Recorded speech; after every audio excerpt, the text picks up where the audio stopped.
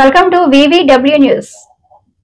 Visakha Gajuwaka YSRCP incharge Tippala Devan Reddy ఆధ్వర్యంలో ప్రభుత్వ వైద్య కళాశాలలో ప్రైవేటైజేషన్ చేయరాదని నిరసన తెలిపిన గాజువాక వైఎస్ఆర్సీపీ నాయకులు తెలియజేసుకుంటూ ఈరోజు రాష్ట్ర వ్యాప్తంగా పెద్ద ఎత్తున ఈ యొక్క ఏదైతే మెడికల్ కాలేజీలు అన్నీ కూడా ప్రైవేట్ పరం చేద్దామని ఈ యొక్క కూటమి ప్రభుత్వం ఒక దుర్మార్గమైన ఆలోచనతో చేస్తున్నటువంటి ఈ యొక్క కార్యక్రమంలో వాళ్ళు ఆల్రెడీ జీవో కూడా ఇవ్వడం జరిగింది. PPP మోడ్లో దీన్ని చేయాలని.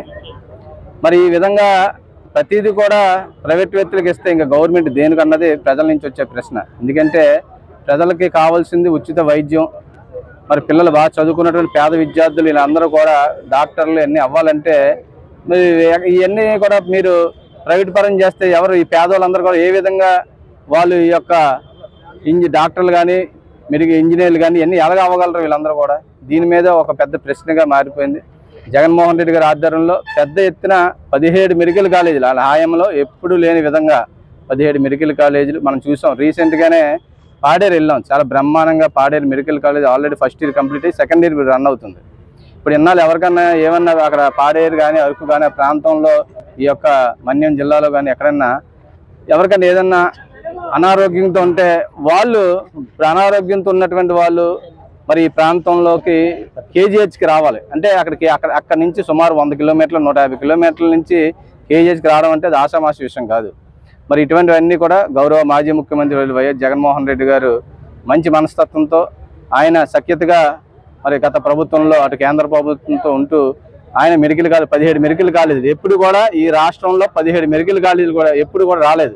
అటువంటిది ఈయన హాయంలో 17 మెడికల్ కాలేజీలు తెచ్చి ఆల్రెడీ 7 కాలేజీలు పూర్తి చేసి ఇంకా 10 కాలేజీలు ఉన్నాయి. 10 కాలేజీలు కూడా 50% 60% ఈ రేంజ్లో పూర్తి అయినటువంటి కాలేజీలు అన్నీ కూడా. దీన్ని గవర్నమెంట్ ఒక్కొక్క కాలేజీలకి ఇందాక పెద్దలు తైనాల్ గారు చెప్పినట్టు 500 కోట్లు పెడితే మెడికల్ కాలేజ్ పూర్తి అవుతుంది. మరి పూర్తి అయితే అక్కడ పేద ప్రజలందరూ కూడా ఉచితంగా వైద్యం ఈ రోజుల్లో మీకు అందరికీ తెలుసు. ప్రైవేట్ హాస్పిటల్కి వెళ్తే ఏ విధంగా బిల్లు వేస్తున్నారు.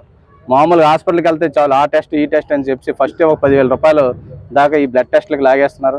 అదే కాకుండా ఇంకేమైనా ఒక ఆక్సిజన్ చిన్న ముక్కులో పెట్టి పడుకోబెట్టి ఒక రోజు దానికి 25,000 ఇలాగా పెద్ద వస్తే జాబ్ రావడానికి కాదు ఉన్న జాబులు తీయడానికి ఇక్కడ పక్కన ఉన్నటువంటి స్టీల్ ప్లాంట్లో సుమారు ఇప్పటికి 7,000 మందిని మరి ఈ యొక్క కాంట్రాక్ట్ ల్యాబ్ని తొలగించారు.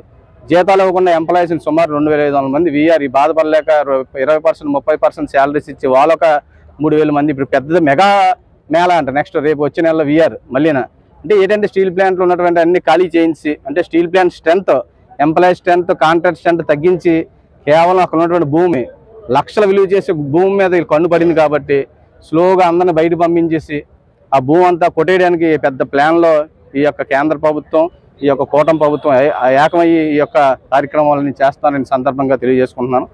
మరి రాష్ట్ర వ్యాప్తంగా ఈ కార్యక్రమం జయప్రదం చేస్తూ అటు కోటి సంతకాల కార్యక్రమం కూడా పెద్ద ఎత్తున గత 25 రోజుల నుంచి కూడా మరి గాజువాక నియోజకవర్గంలో గౌరవ మా అబ్జర్వర్ పెద్దలైనటువంటి తైనాల్ విజయ్ కుమార్ గారి ఆధ్వర్యంలో ఉన్నటువంటి వార్డు కార్పొరేటర్స్ కానీ ప్రెసిడెంట్స్ కానీ అనుబంధ సంఘం అధ్యక్షులు కానీ అలాగే ఇతర రాష్ట్ర కానీ జిల్లా నాయకులు కానీ అందరూ కూడా పార్టిసిపేట్ చేస్తూ పెద్ద ఎత్తున ఈ సంతకాల సేకరణ కొనసాగుతుంది. ఇవన్నీ కూడా త్వరలోనే మరి గవర్నర్ గారికి మా అధినేత జగన్మోహన్ రెడ్డి గారు ఈ కోటి సంతకాలు కానీ ఎక్కువ ఇంకా సంతకాల సేకరణ కార్యక్రమం బ్రహ్మాండంగా జరుగుతుంది కాబట్టి దీని మీద ప్రజలందరూ కూడా అందరూ పెద్ద ఎత్తున మద్దతు ఇస్తున్నారు. కాబట్టి ప్రభుత్వం వెంటనే ఈ యొక్క మెడికల్ కాలేజీని ప్రైవేట్ పరం చేసుకున్న జీవోని రద్దు చేసుకోవాలని సందర్భంగా తెలియజేసుకుంటాం.